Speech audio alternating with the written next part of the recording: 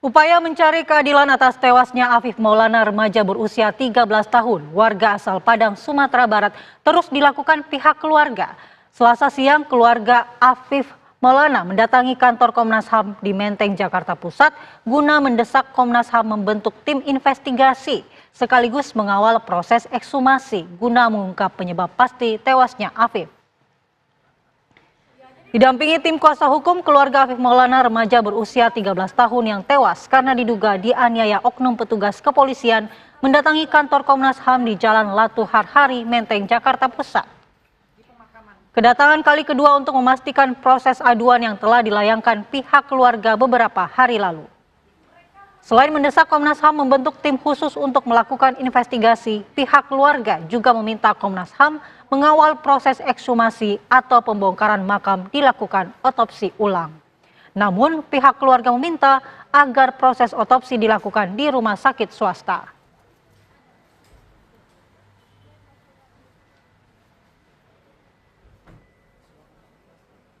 Saya yakinnya anak saya tidak melompat. Karena tidak ada tanda-tanda di badannya jatuh dari ketinggian. Dan Afif pun tidak pernah tawuran sama sekali, keluar malam pun tak pernah. Kalau memang dia melompat pasti badannya tuh patah-patah, cara jatuhnya tuh berserakan, kalau ini enggak.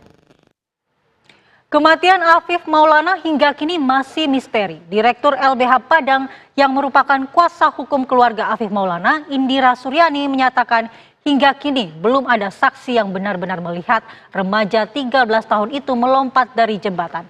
Hal ini ia kemukakan saat melakukan konferensi pers mengenai advokasi kematian Afif Maulana di YLBHI hari kemarin. Anak A di kasus itu, saya tanyakan di ekspos kasus itu. Coba ingat-ingat lagi, kamu lihat tidak Afif Maulana itu melompat? Jawabannya tidak. Tidak ada sampai sekarang saksi apapun yang melihat anak Afif Maulana itu melompat. Tidak ada. Nah, ini posisinya. Sekarang anaknya tidak diketahui, kami tidak bisa mengakses, dan makanya kami minta kepada LPSK amankan semua saksi-saksi dalam masalah ini. 18 orang yang diproses semua harus diamankan. Lalu bagaimana penanganan kasus dugaan penganiayaan anak remaja oleh polisi? Kita akan berdialog dengan Direktur LBH Padang, Indira Suryani. Selamat pagi Mbak Indira. Pagi Mbak. Ya Mbak Indira, bagaimana Anda melihat kasus ini setelah kemudian polisi membantah bahwa kasus ini dihentikan? Oh ya, kami ini ya, memang kasus ini dari awal selalu ada sikap-sikap yang berbeda-beda, pernyataan yang berbeda-beda gitu. Tetapi memang kami dari kuasa hukum mengatakan bahwa kepolisian tidak boleh tergesa-gesa dalam mengungkap kasus ini. Jadi jangan gegabah, dari 23 Juni itu sudah gegabah sampai sekarang masih gegabah begitu. Tetapi kita mesti benar-benar mencari keadilan, biarkan terlebih dahulu 18 orang saksi ini diamankan oleh LPSK, biarkan mereka diberikan penguatan psikis terlebih dahulu, lalu baru mereka memberikan keterangan agar keterangan mereka itu benar, tanpa ada tekanan, tanpa ada trauma yang mereka rasakan gitu, sehingga kasus ini bisa dengan mulus dapat dibongkar kejadian yang sesungguhnya. Ya Mbak Indira, orang tua korban ke Jakarta dan meminta dukungan ke sejumlah pihak agar kasus kematian anaknya ini diusut tuntas. Apakah ini artinya tidak percaya lagi dengan penanganan kasus ini di Sumatera Barat? Iya, wajar ya kalau orang tua korban dan kuasa hukum itu tidak percaya. Karena dari awal, dari sejak 23 Juni Converse Trial by the Press itu kan selalu berubah-ubah pernyataannya, selalu kemudian keluarga disudutkan gitu. Tetapi tidak ada upaya sungguh-sungguh menurut kami ya untuk benar-benar mencari pengetahuan, misalnya apakah benar kalau anak melompat atau jatuh dari ketinggian itu sebenarnya apa yang akan terjadi terhadap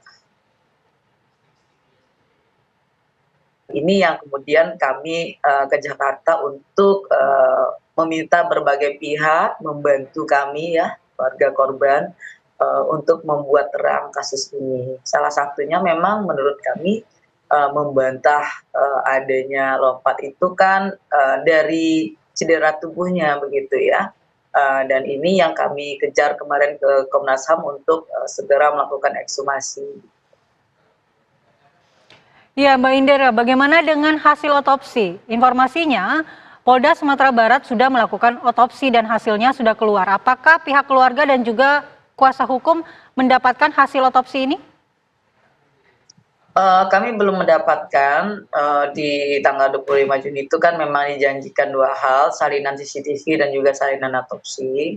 Tetapi kemudian sampai hari ini belum, dan saya kemarin juga dikatakan belum diterima oleh pihak kami dari kepolisian tentang hasil otopsi. Tetapi hasil otopsi itu pernah ya, ketika ekspos kasus itu pernah dijelaskan begitu oleh dokter forensiknya Ibu Rosmawati di dalam proses ekspos kasus yang dihadiri KPAI dan Kompolnas juga, yang di sana kemudian forensik mengatakan diduga terpeleset gitu.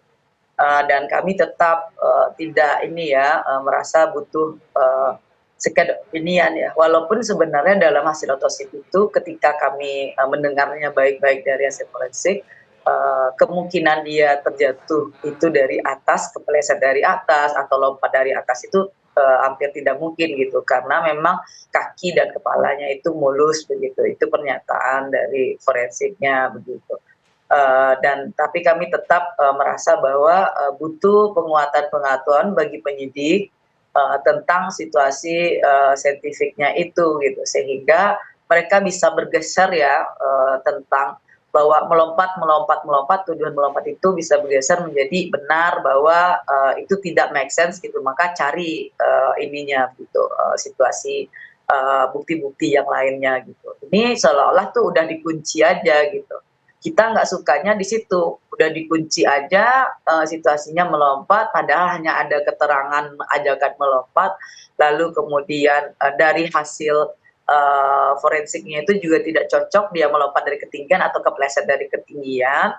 Semestinya itu sudah beralih ya situasinya, bahwa oh iya kemungkinan melompat itu sangat kecil, sangat potensial dia melompat itu peluangnya tuh sangat kecil sekali dilihat dari hasil ininya ya, trauma di tubuhnya begitu. Jadi harusnya memang diarahkan lagi mencari bukti-bukti lainnya begitu untuk membuat terang kasus ini. Ya, Mbak Indira, lalu setelah ke Komnas HAM kemarin, hari ini ada agenda kemana lagi untuk mendapatkan dukungan mungkin dari sejumlah pihak atau pihak tertentu?